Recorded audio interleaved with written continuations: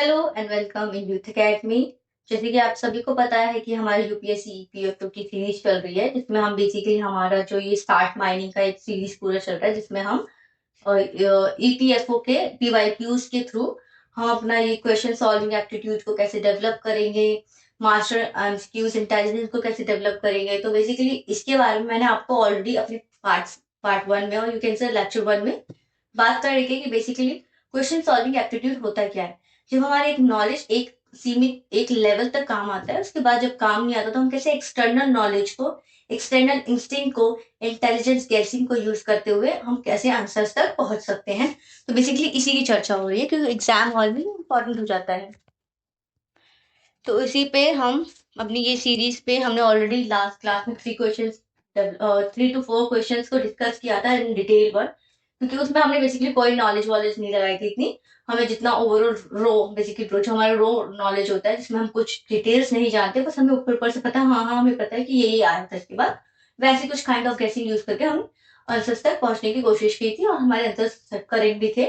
तो यही हमारा क्वेश्चन सॉल्विंग एप्टीट्यूड बेसिकली यही होता है कि आपको जब कुछ दाएं बाएं नजर नहीं आ रहा है कि आपको क्या करना है अब, तो आप कुछ ऐसे एक्सटर्नल ट्रिक्स को यूज कर सकते हैं, एक्सटर्नल हैक्स को यूज कर सकते हैं, ताकि आप आंसर्स तक पहुंच सके या कुछ कुछ हद तक एलिमिनेशन यूज कर सके। तो 50-50 chance you get and you can solve this question.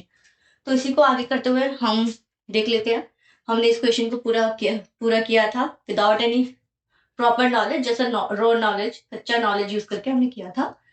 And we already this देखिए, उस समय जब ये क्वेश्चन आया था बहुत ही टफेस्ट क्वेश्चन था। फिर मैंने आपको बताया कि कैसे ऑप्शन को यूज करके, अगर मैं आपको बताऊं कि इस ट्रिक में हमने क्या जाना, हमने बेसिकली इस ट्रिक में फर्स्ट रूल जाना, एक्सट्रीम स्टेटमेंट को अवॉइड करना है।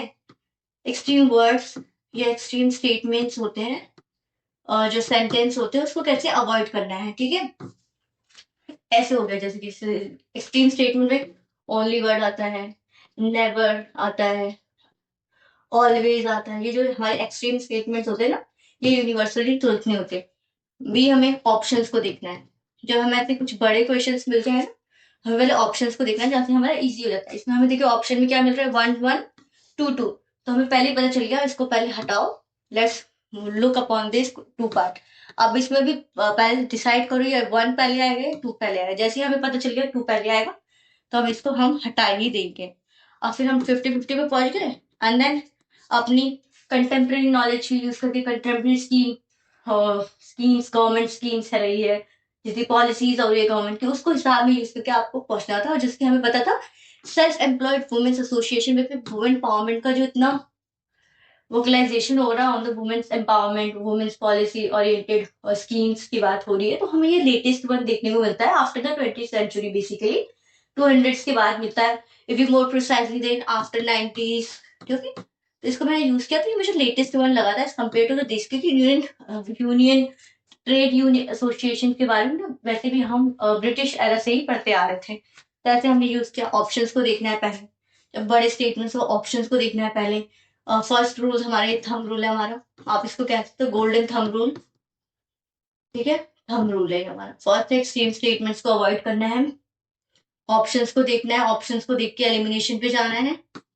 और इसके बाद हमारा जो थर्ड स्टेटमेंट था कि बेसिकली आप जो थर्ड स्टेटमेंट में हम पढ़ रहे थे कि ये जो जो ये जो जेनरिक स्टेटमेंट्स होते हैं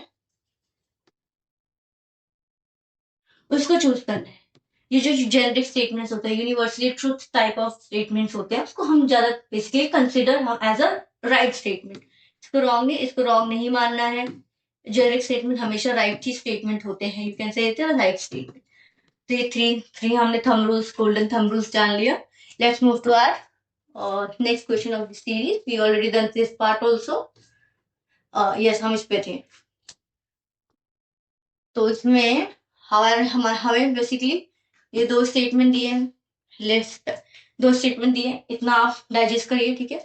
इसमें क्या पूछ रहा है, करेक्ट करना है। चलो अंडरलाइन कर लिया हमने, हमारा ऑलरेडी हमने 50% काम कर लिया। और 50% क्या है हमारा, देख लेते हैं। 1 2 1 and 2, इधर 1 and 2, ऐसा कुछ करके स्टेटमेंट बना है। Let's see. तो इसमें हमें पहले क्या करना है, हमें ढूंढना है गलत क्या है। इसमें हमें राइट नहीं ढूंढना, हमें पूछना है कि गलत क्या है, क्योंकि इसमें करेक्ट पूछा है तो हमें गलत ढूंढना है। इनकरेक्ट पूछेगा तो राइट ढूंढना होगा, okay. Vice versa kind of things. तो पहले देखते हैं the principal responsibility of the department of economic affairs, department है हमारा। फोर्थ थंब रूल आता है, golden thumb rule,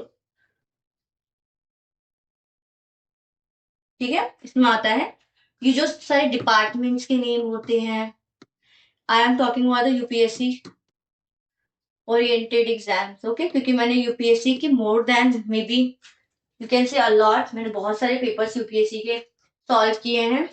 you can say whether is CSC, you can say CDS, ND, जो ये एनडीएस के होते हैं, और ये जो हमारे सीपीएफ के होते हैं, सीआईपीएस के होते हैं, और ये ईपीएफओ के होता है। तो बेसिकली सारे मेरे पेपर्स को सॉल्व किया, और यूपीएससी ने same organization conducted this all exams.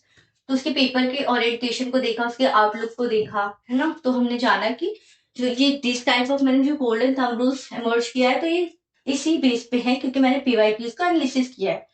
तो इसमें जैसे कि डिपार्टमेंट्स होते हैं, कोई ईयर होता है, कोई डाटा होता है, ओके। ये बेसिकली बहुत ही ज्यादा इजिली मैनिपुलेट हो जाता है, या यू कैन से डिस्टॉर्ट कर दिया जाता है, because it is very easy to distort one department through the another one. आप चाहे तो देखिए 1999 की कुछ थीम होगी, उसको वो 90 कर सकते हैं। 100% की बात 10% की बात होगी, 10 को आप 1 0 और बढ़ा देंगे। 20% ऑफ वुमेन की बात होगी, 20 को क्या कर देंगे, 12% कर देंगे। बहुत easy to distort this kind of the data. तो इसलिए हम डिपार्टमेंट्स, ईयर्स, डाटास हो गए, और इस ऑर्गेनाइजेशन ने ये रिपोर्ट पब्लिश की है, ऐसे डाटास को बहुत इजिली डिस्टॉर्ट कर सकते हैं, ओके। तो लेट्स सी यहाँ पर हमारा कौन सा ऐसा चीज है जो आपको लग रहा है बहुत ही क्लियरली चेंज किया जा सकता है with this outlook.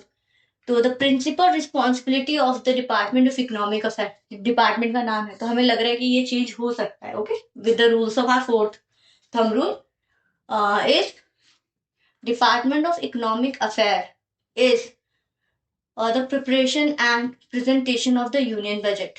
Union budget की बात हो रही है, okay, including the review budget, okay, before the parliament and the budget for the union territories and the state under the president rule. तो ये पूरी कहानी है, इसमें कुछ नहीं है, हमें बस इतना याद रखना है ये क्या ये डिपार्टमेंट ऑफ इकोनॉमिक अफेयर निकालता है। और आपको पता है ये जो बजट है रिलेटेड टू फाइनेंस है, राइट। फाइनेंस में हमें लग रहा है कि डिपार्टमेंट मिनिस्ट्री ऑफ फाइनेंस होगी। Department is kind of a ministry, basically top level पे होती है, और डिपार्टमेंट्स ये सब पार्ट्स होते हैं मिनिस्ट्री के अंदर। तो ये department of economic affair basically sub group with in the ministry of finance. तो मिनिस्ट्री ऑफ फाइनेंस होती है। तो आपको लग रहा है डिपार्टमेंट ऑफ इकोनॉमिक अफेयर सारा यूनियन बजट निकाल देगा, बेसिकली फाइनेंस रिलेटेड मैटर है यूनियन बजट, तो ये फाइनेंस के मुद्दे में जाना चाहिए। इकोनॉमिक अफेयर अपना अलग ही बजट निकालते हैं, इकोनॉमिक जो इकोनॉमी सर्वे आती है बेसिकली उससे रिलेटेड होता है ये। लेकिन जो मिनिस्ट्री ऑफ फाइनेंस है वो बेसिकली इससे रिलेटेड होता है यूनियन बजट से, इतना तो पता ही होगा आपको। Let's see. The Department of Economic Affairs is a nodal agency of the Government of India to formulate and monitor the country's economic policies. देखिए मैंने आपको बताया इकोनॉमिक सर्वे आती है एनुअल बेसिस पे, और यू कैन से ईयरली बेसिस पे, एक फाइनेंशियल ईयर में आती है। यस, एक फाइनेंशियल ईयर में हमारी इकोनॉमिक सर्वे आती है, उसमें बेसिकली सारे बात होते हैं कि गवर्नमेंट की क्या क्या पॉलिसीज रही है, क्या क्या पॉलिसीज आगे फॉरवर्ड की जाएगी, किन किन पॉलिसीज में हमें ड्रॉबैक देखने को मिला, उसको कैसे एलिमिनेट होगा, सॉल्यूशन होता है, एक प्रोजेक्टेड आइडियाज आते हैं। तो बेसिकली इसी में बात हो रही है कि जो हमारा ये डिपार्टमेंट ऑफ इकोनॉमिक अफेयर की एक नोडल एजेंसी है, it is not a ministry, it is a top group with in the ministry. Ministry is top level, ministry के अंदर बहुत सारे डिपार्टमेंट्स आते हैं। तो मिनिस्ट्री ऑफ फाइनेंस के अंदर एक हमारा मिनिस्ट्री इकोनॉमिक अफेयर का, ठीक है। इसमें मुझे ये इसका इतना ही काम है, तो monitor and regulate formulate the economic policies of the country, programs bearing on the domestic and international aspect of the economic management. यहाँ से फाइनेंस की कोई बात ही नहीं हुई, यहाँ पर पॉलिसीज की बात हो रही है, और यहाँ पर फाइनेंस की कैसे कर सकते हैं वो, ओके। तो ये हमारा गलत हो जाएगा, ये सही है क्योंकि जेनरिक स्टेटमेंट है। इकोनॉमिक अफेयर बेसिकली करेगा क्या, इकोनॉमिक अफेयर का मतलब ही इकोनॉमिक बेसिस पे कुछ काम कर, जैसे करंट अफेयर होता है, करंट बेसिस पे जो हमें न्यूज देखने को मिल रही है। वैसे इकोनॉमिक अफेयर पैसे से रिलेटेड इतना नहीं है, बेसिकली पॉलिसी रिलेटेड जो बेसिकली जनरेट रेवेन्यू, ओके। तो ये हमारा 1 is correct and 2 is incorrect, which is correct is 2 is correct, okay, वो सॉरी 1 इज करेक्ट। तो ऐसे हमने देखा। नेक्स्ट, ओके, तो which one of the following are the major objective of setting up the biotechnology industry research assistant. Okay, अब इसमें भी हमारा फिफ्थ थंब रूल आता है, गोल्डन थंब रूल, राइट। इसमें फिफ्थ आता है, जितने भी आपको साइंटिफिक बेस डिस्कवरीज मिल रही हो, इनोवेशंस मिल रहे हो, कुछ भी साइंटिफिक बेस आपको साइंस एंड टेक रिलेटेड लग रहा हो, जिसमें पूछ रहा हूँ कि इससे ये हो सकता है, इससे ये हो सकता है, इससे ये नहीं हो सकता, बेसिकली आपको उसको जनरल में लेके चलना है, आपको पॉजिटिव लेके चलना है कि इससे हमें पॉजिटिव आउटकम मिलेगा या नेगेटिव आउटकम मिलेगा। क्योंकि आपको जितना भी पता है वेलफेयरिज्म की अप्रोच है और पॉजिटिव आउटकम इज नेसेसरी, इसलिए इनोवेशन एंड डेवलपमेंट की जाती है, इनोवेशन एंड रिसर्च की जाती है, R&D पे रिसर्च एंड डेवलपमेंट पे इन्वेस्टमेंट किया जाता है। अगर वो नेगेटिव रिजल्ट देगा तो इन्वेस्टमेंट होगी क्यों। अब इसको जेनरिक भी लेके चलना है कि इसको ऐसा नहीं कि यहाँ पर है ना डोमिनो इफेक्ट देखने को मिलता है ना साइंटिफिक में, कुछ एक पर्सपेक्टिव पे चेंज हो रहा है तो वो पर्सपेक्टिव दूसरे को भी अफेक्ट करेगा। लाइक क्लाइमेट चेंज पे बात करें, वाटर हार्वेस्टिंग नहीं हो रहा है, ठीक है, हम नहीं कर रहे, जिससे क्या हो रहा है, ग्राउंड वाटर लेवल वो डिप्लीटेड होने जा रहा है, उससे क्या हो रहा है, हम मोर वाटर की कर रहे हैं तो इससे हमारे इरिगेशन सिस्टम में भी इफेक्ट हो रहा है। तो ऐसे एक से कनेक्टेड है दूसरा डोमिनो इफेक्ट पड़ा होगा। Science and tech and the environment is a things which एक जगह पे कुछ चीज हो रही है, वो चीज दूसरी जगह पे इफेक्ट करेगी। कैसे कि पूछा गया ना, डिस्ट्रीब्यूटेड एंड कॉमन रिस्पॉन्सिबिलिटी का बेसिकली एक फ्रेज आया था, डिस्ट्रीब्यूटेड बट कॉमन और रिस्पॉन्सिबिलिटी वाइज में पूछा है आपने, तो ये हमारा basically international relation and some kind of the environment से रिलेटेड कॉन्सेप्ट है, वहां नहीं जाते हैं। तो इसमें पूछा है कि एक साइंस एंड टेक और इन्वायरमेंट एक ऐसा थिंग है जहाँ पर एक स्पेसिफिक लोकेशन पर कोई चेंजेस हो रहे हैं, वो स्पेसिफिक लोकेशन के चेंजेस आपको बहुत ही समय बाद देखने को भी मिलेंगे, ट्रू टाइम एंड स्पेस देखने को मिलेगा, डिस्टेंस दूसरे डिस्टेंस पे देखने को मिलेगा, काइंड ऑफ दिस थिंग्स चल रहे हैं। तो आपको यहाँ पे बहुत ही जनरल वे लेके चलना है एंड पॉजिटिव आउटलुक लेके चलना है, तो ये हमारा फिफ्थ थंब रूल हो गया। ओके, तो यहाँ पूछा मेजर ऑब्जेक्टिव क्या होगा setting up the biotechnology industry research assistant council. Biotechnology आपको भी पता है बहुत ही ज्यादा इंपॉर्टेंट हो जाता है फॉर द इनोवेटिव फ्यूचर के लिए, विजनरी फ्यूचर के लिए biotechnology is essential for the for scientific field and technology field. तो ये पॉजिटिव आउटलुक है, तो जो इसके रिजल्ट भी आएंगे वो पॉजिटिव बेस पे ही आने चाहिए, ऐसे लेके चल रहे हैं। To foster innovation and entrepreneurship, of course अगर ऐसे कोई इंडस्ट्री रिसर्च इंडस्ट्री डेवलप होगी तो उसमें ज्यादा से जो लोग आना चाहेंगे, क्योंकि वो एक बेसिकली इमर्जिंग इंडस्ट्री है, तो वहां पर करियर अपॉर्चुनिटी ज्यादा होगी, एम्प्लॉयमेंट ज्यादा होगी। ओके, तो ये बेसिकली एंटरप्रेन्योरशिप कर रहा है, इनोवेशन ला रहा है। ओके, करेक्ट है, कोई बड़ी बात नहीं है, कोई ऐसा छोटी बात भी नहीं है कि ये नहीं होगा, हो सकता है फ्यूचर में। ओके, प्रोबेबिलिटी लेके चलनी है और पॉजिटिव आउटलुक लेके चलना है। To promote affordable innovation in key social sectors. Of course, biotechnology is essential for the social sector development की बात करें, to empower startups and small medium enterprises.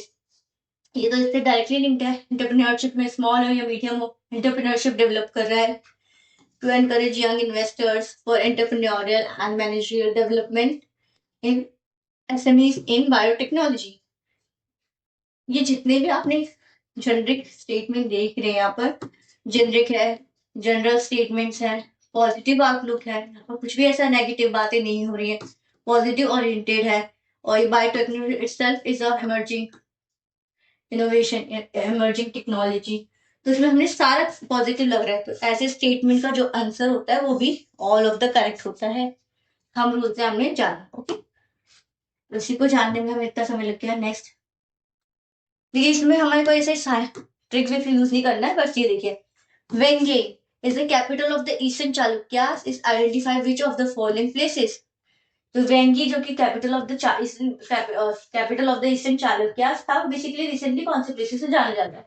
चलो नेम पता है, नेम पता, क्योंकि माने की नहीं पता। देखिए, भाती, प्रोलू, सलिहुंदम, इरा, इरु, मयूर एंड पेडावेगी। ओके, हमें तो नाम भी प्रोनाउंस कर लिया तो प्लेस तो भूल ही जाए कि कहाँ पर लोकेट करेंगे। बेसिकली इतना तो पता ना, सदर्न इंडिया में ये कहीं पे केरला, तमिलनाडु, आंध्र प्रदेश साइड ही होगा बेसिकली। तो यहाँ पे देखिए, वेंगी वेंगी वेंगी, पेडा वेगी, पेडा वेगी, और किसी में वेगी से कुछ आ रहा है, पेडा वेगी। तो बेसिकली ये चाइल्डिश है but it is a presence of mind, basically आपका प्रेजेंस ऑफ माइंड को दर्शाता है, या आप कैसे आप क्वेश्चंस को पढ़ रहे हो, कैसे कनेक्ट कर रहे हैं स्टेटमेंट को ऑप्शंस के साथ। तो वेंगी, पेडा वेगी, little bit pronouncing the same, ठीक है। आप इसको ऐसे ट्रिक्स को भी यूज कर सकते हैं। तो प्रेजेंस ऑफ माइंड को आपको अपना डेवलप करना है। ये हो गया हमारा 64। Next move to next. ठीक है, ये सबसे ही टफेस्ट क्वेश्चन माना जाता है जो मैच ऑफ द फॉलोइंग पूछे जाते हैं एग्जाम्स में, वो सबसे टफेस्ट होते हैं। अभी यूपी पीसीएस के एग्जाम्स होंगे, हुए थे, जिसमें आप देखेंगे जो प्रीलिम्स का जो था, पीसीएस प्रीलिम्स का, उसमें भर के match of the following question आए थे, भर के टोटली आपको 50-60% से भी ज्यादा, मतलब across 70% of the paper is totally a match of the following kind of things. लेकिन उसमें एडवांटेज एक ये था कि जो उसके ऑप्शन से आप आंसर तक पहुंच सकते थे, 50-50 तक तो आप टोटली पहुंच सकते थे। उसके बाद आपका लक होगा, या आपकी नॉलेज गैसिंग होगी, या आप यू कैन से क्वेश्चन सॉल्विंग एप्टीट्यूड होगा, ओके, तो आप उससे क्वेश्चन तक पहुंच सकते थे। लेकिन यूपी पीसीएस का exam totally 70% match of the following पे बेस्ड था, और ये सबसे टफेस्ट भी होता है। तो अब ऐसे में हमें क्या करना है, इसमें हमें इसको नहीं देखना, लेट्स फॉरगेट दिस वन। बस क्या पूछा, सिलेक्ट द आंसर करेक्ट होता, इसकी कौन सा सेलेक्ट करना है कि कौन सा मैच ऑफ द फॉलोइंग करना है, तो इसको भूल जाते हैं। ये हमें हमें हमें देखना ही नहीं कि लिस्ट वन क्या है, लिस्ट टू है। Let's move to the code, मतलब ऑप्शन देखना है। ए देखा, डी देखा, बी देखा, सी देखा। अब यहाँ देखते ए में 4-4 है तो 3-3 है, मतलब एक के कॉम्बिनेशन में तो 3 सही होगा, ये तो 4 सही होगा, एंड डी के कॉम्बिनेशन में तो 3 सही होगा, ये तो 4 सही होगा, ओके। यही बात है, 3-3-3-4-4। बी के कॉम्बिनेशन में तो 1 सही होगा, या तो 2 सही होगा, सी के कॉम्बिनेशन में या तो 2 सही होगा, या तो 1 सही होगा, ऐसा कुछ कहानी है। तो इसमें हमें तो पता चल गया कि बी और सी, बी में ना तो 3 जाएगा ना तो 4 जाएगा, इनकरेक्ट हो जाएगा, ना सी में ना तो 3 जाएगा ना 4 जाएगा, इनकरेक्ट हो जाएगा। तो हमें क्या बचेगा, हमारे बी के पास दो प्रोबेबिलिटी है, या तो वो 3 में जाएगा, और सॉरी, हाँ, या तो ये 1 में जाएगा या तो 2 जाएगा, एंड सी में भी क्या प्रोबेबिलिटी है, या तो 1 में जाएगा या तो 2 में जाएगा। अब इतनी कहानी पढ़ ली, लेट्स मूव टू द सी वाला पार्ट, क्योंकि भारतीय मजदूर संघ हिंदी वर्ड है, लग रहा है ये कुछ जाना पहचाना साउंड कर रहा है। अब सी देखिए, हमने जो, मैंने क्या बोलता, रिपीटेड क्वेश्चन है with in the same year, same paper में सेम ईयर में ही दो क्वेश्चंस रिपीटेड आए हैं। मजदूर संघ के बारे में पढ़ा था कि जब मैं बता रही थी कि कौन पहले आया, क्रोनोलॉजी बेस्ड, मैं आपको दिखा दूंगी क्वेश्चन सेम आया है, तो आप समझ सकते हैं कितना रिपीटेशन हो सकता है, ठीक है।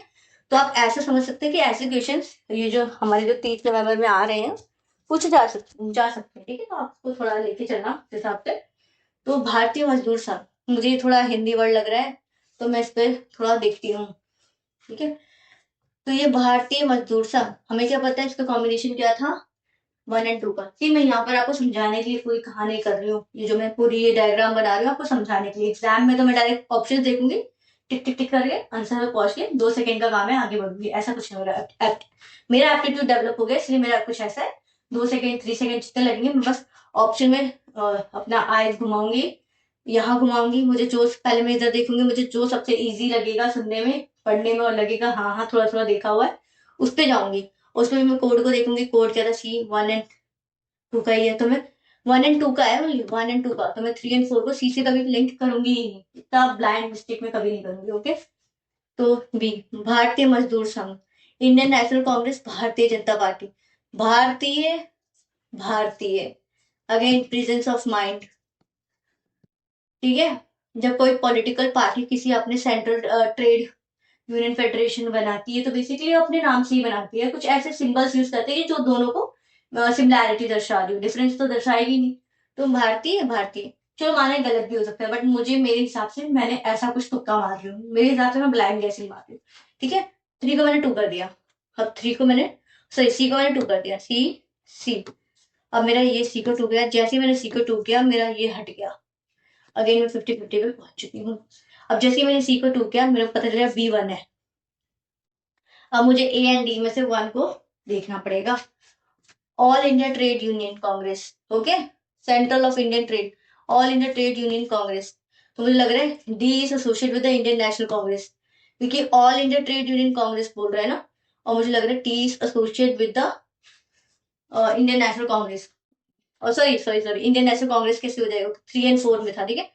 तो all India Trade Union Congress, और हमने देखा था all India Trade Union Congress पहले एमर्ज हुआ था क्रोनोलॉजी बेस पे, और ये सारे पॉलिटिकल पार्टीज वहां पर थे, और हमने ऑल इंडिया नेशनल कांग्रेस को हमने सबसे पहले रखा था।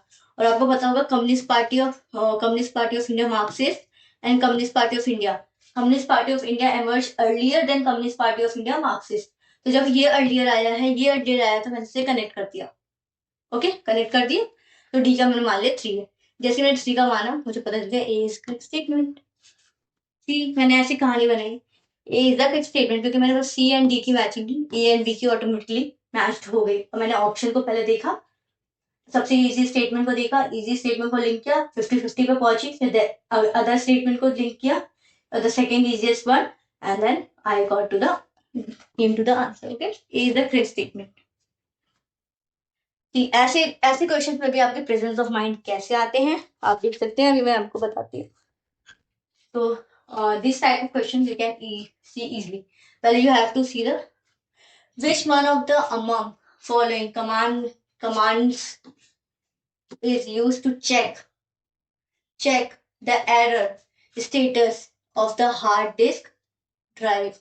ठीक है, अब आप फॉर एग्जाम्पल आपने कंप्यूटर पढ़ा होगा, computer basically computer is part of the syllabus. Okay, तो कंप्यूटर का एक पार्ट है, तो कंप्यूटर में पढ़ा होगा जैसे कि शॉर्ट कीज होते हैं। शॉर्ट कीज जब बनती है, कॉपी की कंट्रोल सी, कॉपी है तो उसकी इनिशियल से बनी है कंट्रोल सी, ठीक है।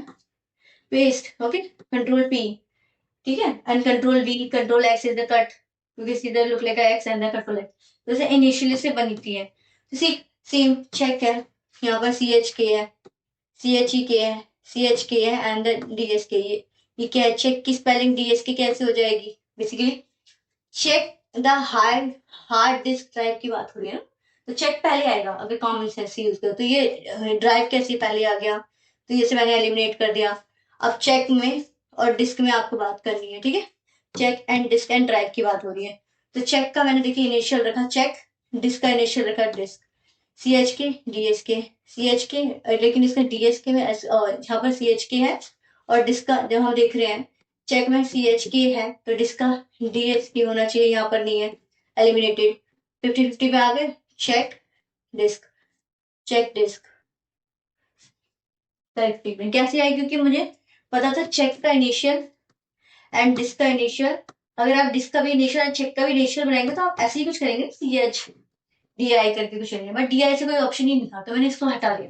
फिर डी एस के करूंगी, और फिर हमने कहा सी एच के बाद के है, तो सी एच के करूंगी, डी एस के करूंगी, ऐसे कुछ करूंगी। अब इसमें तो मुझे ये हट गया, ये हट गया। अब इन दोनों में था मोर अप्रोप्रिएटली मुझे लगा चेक डिस्क होगा, चेक डिस्क, इसलिए मैंने कर दिया। ओके, तो ऐसे में आई थी। अगेन ये भी बहुत इजी स्टेटमेंट हो जाएगा, कैसे आपको आपका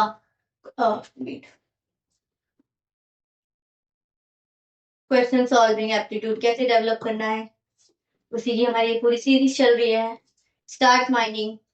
ठीक है, तो ये हमारा माइनिंग पार्ट ही चल रहा है कि कैसे अपने हमारे गोल्डन थंब रूल से हम माइनिंग कर रहे हैं बेसिकली क्वेश्चंस की। तो which one of the following registers contain the address of the next location in the memory of the accessed। हमारे हैं रजिस्टर, एड्रेस एंड मेमोरी, ठीक है। रजिस्टर्ड के बारे में पूछ रहा है, एड्रेस के बारे में पूछ रहा है, मेमोरी के बारे में पूछ रहा है, ठीक है। तो ये डी आर क्या है हमें पता ही नहीं, यहाँ पर तो कोई ऐसे वर्ड्स भी नहीं जो डी आर से लोकेटेड है। एम बी आर, ठीक है, मेमोरी से एम लग रहा है। एड्रेस, एड्रेस का कुछ है ही नहीं, बी कहाँ से आ गया, आर का तो पता है रजिस्टर, बी कहाँ से आ गया, आई आर कुछ कहानी नहीं आई आर की। M A R memory address registered, memory address registered, registered address memory, इससे हमारा निकल गया। ओके, तो ये हमारा करेक्ट हो जाएगा, इसको कहते हैं presence of the mind. Next question, E Sanjeevani, और ई से समझाते हैं इलेक्ट्रॉनिक बेसिस पे होता है, ठीक है, जो इलेक्ट्रॉनिक डिजिटली होता है, बेसिकली जो भी डिजिटल लॉकर होता है, ठीक है, ये संजीवनी है। तो जिसकी संजीवनी पे बात करते हैं, ये तो सबको पता है डिजिटल बेस्ड प्लेटफॉर्म होता है, इसलिए इलेक्ट्रॉनिक बेस्ड प्लेटफॉर्म होता है, तो ये लगा दिया है संजीवनी। कहानी तो सबने सुनी है महाभारत की, हनुमान जी क्या लिखे थे, संजीवनी बूटी kind of the medicine, kind medicine लाए थे, और कंसल्ट हुआ था नाम से कि बेसिकली हमें वो मेडिसिन लाना है, और वो मेडिसिन लेके आए थे। संजीवनी इज अ बूटी काइंड ऑफ अ मेडिसिन, सीधे कुछ नाम रखा है। तो इसी से हम कंटेक्ट कर सकते हैं, क्योंकि इंडिया में जितने भी स्कीम्स होते हैं उसका एक रेलेवेंस होता है, उस स्कीम्स के जो नाम्स होते हैं वो भी एक रेलेवेंट होता है। If you can spirituality based होता है, रिलीजियस बेस्ड होता है, कोई हिस्टोरिकल बैकड्रॉप बेस्ड होता है, तो बस इसका रेलेवेंस होता है। तो संजीवनी से मैंने लिख के some kind of the medical medicine और मेडिकल असिस्टेंट्स की बात करें, तो basically Hanuman ji is kind of a play a doctor role. वो बेसिकली संजीवनी बूटी लाए हैं उसको वहां पर, उन्होंने लक्ष्मण जी के घाव पे रखा। तो इस काइंड ऑफ मैंने इसको इतनी कहानी इसलिए बता रही हूँ कि मैंने किस माइंडसेट को, कौन सा वे ऑफ थिंकिंग मैंने लिया, कौन सा पाथ लिया to get to know the answer of this question. Okay, तो create a database of the people affected by the कोविड-19। क्या करेंगे इतना कुछ करके? कोविड-19 में जो डाटाबेस आ गया था, बस बेसिकली इसका रेलेवेंस क्या है, ये हो गई है पास के बाद, फ्यूचरिस्टिक विजन होना चाहिए। यही संजीवनी एक पूरा इलेक्ट्रॉनिक वो बनाएंगे अलग से रजिस्ट्री की, जिसमें वो ऐसे अलग से डाटा रखेंगे, बट मुझे लग रहा है not that much correct. Promote the use of telemedicine, medicine medicine medicine, Sanjeevani is a medicine. Let's move to establish electronic national clinical registry. What registry? Efficient promotion of health advisories. ठीक है, इन दोनों में से कुछ एक तो लग रहा है, but Sanjeevani is kind of the booti, तो मैंने उसी की थिंकिंग को डेवलप करके मैंने कहा promotion of the use of the telemedicine. Medicine is the medicine, औषधि। ओके, तो बेसिकली संजीवनी इज द औषधि, उसी से मैंने कनेक्ट किया प्रमोशन ऑफ द टेलीमेडिसिन। तो यहाँ से मेरा ये क्वेश्चन बन गया। Next question seems quite big. Okay, और लग रहा है 15 फाइनेंस कमीशन कुछ नहीं पढ़ा, क्या उन्होंने रिकमेंडेशन की, क्या हाईलाइट्स रही, कब अमेज हुई, ये तब नहीं पता बेसिकली। ऐसे बहुत लोगों को नहीं पता होता कि ये कब आई थी। ठीक है, तो बता दो ये किस के आसपास आई थी, 2006 तक के लिए। ठीक है, तो उन्होंने रिकमेंडेशन दिए, कुछ हाईलाइट्स दिए। अब बेसिकली इसमें जो स्टेटमेंट पढ़ेंगे, पहले देखेंगे नेगेटिव क्या कनोटेशन दे रहा है, क्या पॉजिटिव कनोटेशन दे रहा है, और ये भी देखेंगे कि जो नेगेटिव कनोटेशन स्टेटमेंट दे रहा है, नेगेटिव स्टेटमेंट है, क्या वो नेगेटिव स्टेटमेंट फ्यूचरिस्टिक में पॉजिटिव बनने की कोशिश कर रहे हैं, या कि वो नेगेटिव ही है। ठीक है, तो आप समझ रहे हैं।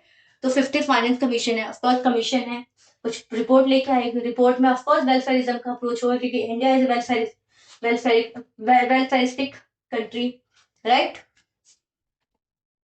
Late me check. यस, तो India is welfaristic country.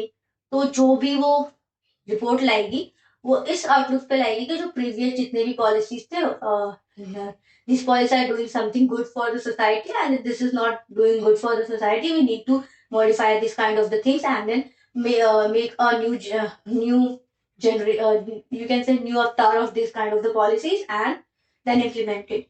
This kind of the things is being forwarded by the 15th Finance Commission and related some of money distribution का part. Okay, so firstly then we can explain what is this commission is trying to say. तो recommendation of the 15th Finance Commission नहीं पता क्या है, पहले पढ़ लेते हैं, मन में पत्थर रख के थोड़ा सा रिस्क लेके पढ़ लेते हैं, क्योंकि कुछ कुछ लोग क्या करते हैं 50 time finance commission, oh shit मैंने तो पढ़ा ही नहीं इसके बारे में, skip the question and move forward. First, calm, compose, read the question. You don't want to read the question from the first statement. Let's read the question from the last one. Okay, it recommended health grants to be create diagnostic infrastructure in the primary health care facilities. अब कैसे बताऊं आपको, डीपीएसपीस पढ़ा welfarism का approach में, डीपीएसपीस में article 39, article 38, 39 में कैसे हमने निमोनिक से याद किया था, least develop countries primary health care. ठीक है, इससे याद किया था, उसमें हमने पूछा था कैसे प्राइमरी हेल्थ केयर को डेवलप करने की बात की गई है हमारे डीपीएसपीस में। उसमें भी यही बात हो रही है कि हेल्थ ग्रांट्स को क्रिएट करना है for the infrastructure diagnostic for the primary health care. Positive statement, health infrastructure की डेवलपमेंट की बात हो रही है, in the short statement development की बात हो रही है, वेलफेयरिज्म का अप्रोच आ रहा है ना,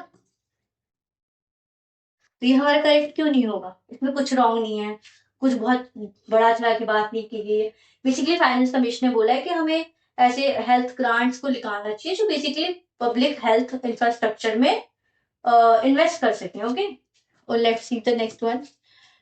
Tide grants can be used for basic service of sanitation and maintenance of the OPDs, open defecation facility status, management, treatment of household waste, human excreta.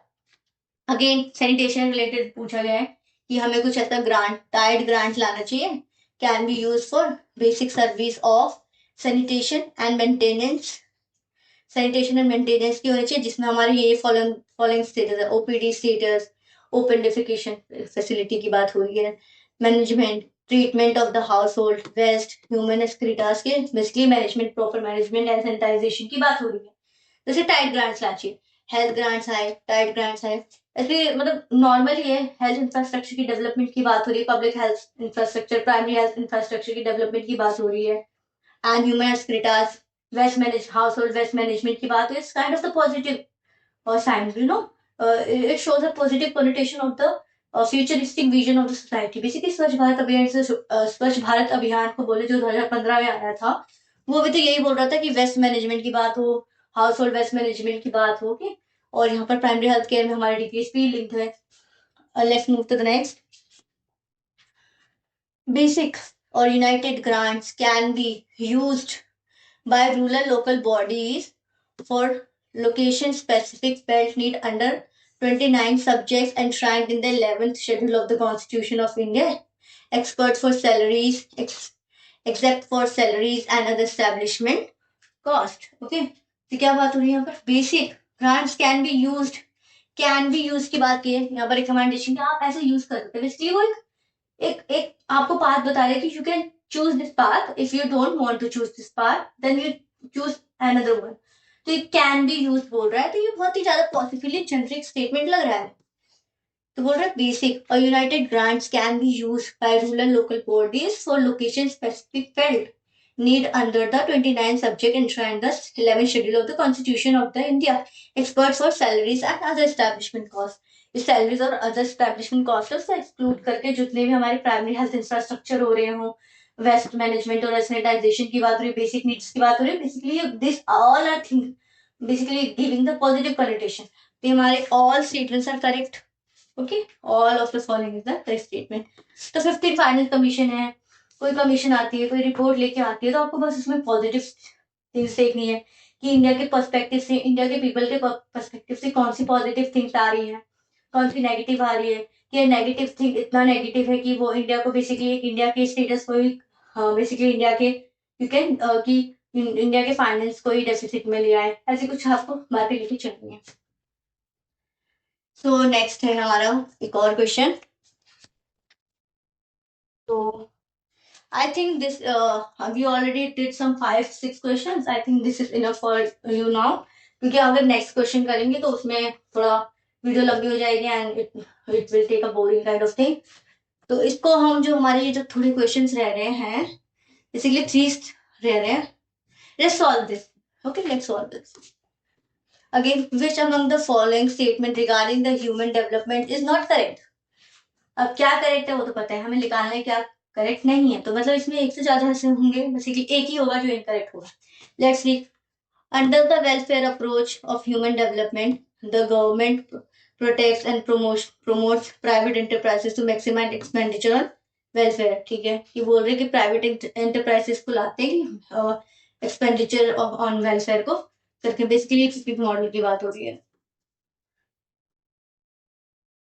अब अगर मेरे करंट अफेयर की सीरीज देख रहे हैं जिसमें मैं बेसिकली वीकली बेसिस पे अपना प्रैक्टिस क्वेश्चन निकालती हूँ on the basis of the current affair which is being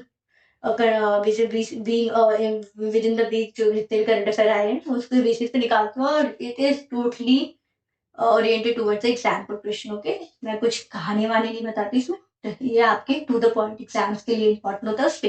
तो उस पर मैंने पीपी मॉडल की बात की थी, डबल ट्रिपल पी की, कि पब्लिक प्राइवेट पार्टनरशिप, इसमें क्या होगा ना कि प्राइवेट एंटिटीज को लाएंगे ताकि मोर इन्वेस्टमेंट हो सके, government and private enterprises come together and invest in the social sector schemes और ये सोशल डेवलपमेंट में इन्वेस्ट कर सके।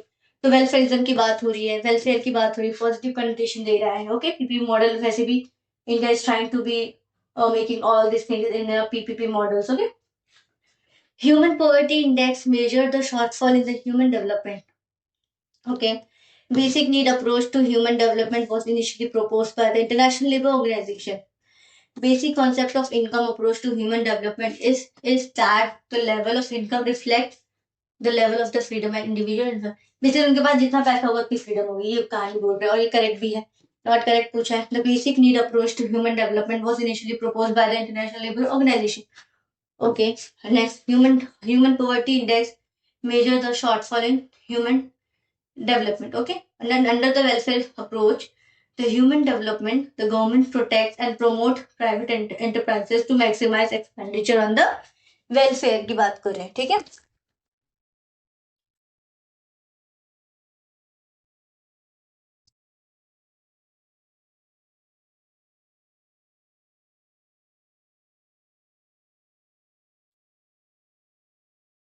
ओके. ठीक है. तो बोले ह्यूमन पॉवर्टी इंडेक्स. आपने देखा होगा ह्यूमन पॉवर्टी इंडेक्स आते रहते हैं न्यूज में. तो बेसिकली वो यही बताते हैं कि कौन सी कंट्री में कितना ह्यूमन डेवलपमेंट देखने को मिल रहा है, कौन सी कंट्री में कितना ह्यूमन डेवलपमेंट कम देखने को मिल रहा है.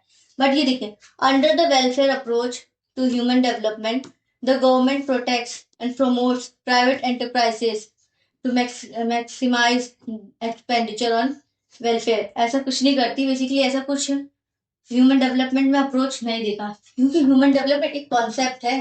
ज्योग्राफी में पढ़ेंगे, इसमें बेसिक नीड का कॉन्सेप्ट दिया गया है, वेलफेयरिज्म का दिया गया है, इनकम बेस्ड डेवलपमेंट की बात की गई. बट ऐसा कोई बात नहीं की कि पब्लिक एंटरप्राइजेस को लाएंगे. बट ये स्टेटमेंट अगर देखें तो करेक्ट है. But on the basis of human development के बेसिस पे देखें तो it is not one of the component of the human development. Okay. तो ये इट इज इनकरेक्ट. तो ये हमारा इनकरेक्ट है, बाकी इट इज करेक्ट. आंसर है D. Next, which of the following about globalization is correct. तो यहाँ पर हमारा थंब रूल 5 लगेगा, क्योंकि हमें इसमें जेनरिक स्टेटमेंट लिखना है, पॉजिटिव 1 भी लिखना है. 4 and 5. Golden thumb rule 4 and 5 are being applied on this question. It has fueled the spread of trans-border currencies, digital cash and global credit cards. Of course, globalization का मतलब ये trans-boundary goods and services का ये जो आदान प्रदान होना, exchange of goods and services across the world within the across the trans boundaries, यही बात है. डेफिनेशन ही बता रहा है बेसिकली ये, बट ये थोड़ा डिजिटल बेसिस पे बता रहे हैं. Correct. Okay. Securities markets have been gained a global dimension with the development of electronic round the world trading. Of course, securities आप देखते हैं, गवर्नमेंट सिक्योरिटीज होती है, ट्रेजरी बिल्स होती हैं, आप इकोनॉमी में पढ़ेंगे तो ये भी करेक्ट है. ओके. तो both are the correct statement. Generic है, पॉजिटिव है, and it is basically showing the positive connotation of globalization. Next, which of the following statement about the group of 20 is not correct? Group 20 की बात की गई है. Perfect was founded in 1999. हो सकता है बहुत लोगों को नहीं पता हो कि 1999 में मर्ज हुआ था, ये नहीं हुआ था. Let's reserve this question for further analysis. B. G20 summit is held annually under the leadership of the rotating presidency. Of course, अब रिसेंटली इंडिया ने भी G20 की कंडक्ट किया था प्रेसिडेंसी. उसके बाद उससे पहले थाईलैंड था, देन ब्राजील आया. ठीक है. तो बेसिकली रोटेशन बेस्ड होता रहता है, तो करेक्ट है. G20 members represent around 85% of the global GDP. ये भी सही है, क्योंकि जब इंडिया में आया था तो ये बात हुई थी, न्यूज़पेपर में बना था. ठीक है. तो ये करेक्ट है. और 2021 की बात हो रही है, ये 2023 की, और समय G20 जोरों शोरों से चल रहा था इंडिया में. G20 comprises 20 country. कितना लेमेन है, सबको पता है G20 का मतलब क्या. 20 कंट्री है. G7 में क्या ओनली 7 कंट्रीज हैं. ओके. तो पता है G20 में 90 कंट्रीज है. अफ्रीकन यूनियन की बात हो रही है, यूरोपियन यूनियन की बात हो रही है, ऐसी 2 एंटिटीज आर इन्वॉल्व. तो जब ये इनकरेक्ट हो गया तो ये तो करेक्ट ही होगा ना. ठीक है. तो ये इनकरेक्ट पूछा है, तो ये हो गया हमारा. तो यहीं पे हमारा ये स्टार्ट माइनिंग वाला सीरीज है एंड हो रहा है. नॉट टोटली एंड, इस क्लास पे एंड हो रहा है. इसके बाद हम अपने जो हमारी यूपीएससी ईपीओ की ईओ एंड ईओ के 2023 के पेपर्स है, उसको भी एनालिसिस करेंगे. ये हमारा और बेसिकली ये जनरल स्टडीज पे बेस्ड है. इसके बाद साइंस टेक होगा, और industrial law and labour law पे भी लाएंगे. बेसिकली जो इंडस्ट्रियल लॉ है ना और लेबर लॉ है, इसमें बहुत सारी ऐसी चीजें जो कॉन्स्टिट्यूशन ऑफ इंडिया से ड्रिवन है. तो जब आपने लक्ष्मीकांत पढ़ा हो, आपने कॉन्स्टिट्यूशन ऑफ इंडिया को देखा हो, पढ़ा हो, तो बेसिकली आपके मोस्ट ऑफ द क्वेश्चन बहुत ही लॉजिकल रीजन से अप्लाइड होंगे. If you haven't touch the labour law book और the industrial laws related things. And so that's it for today. and stay tuned for our next classes. Thank you everyone.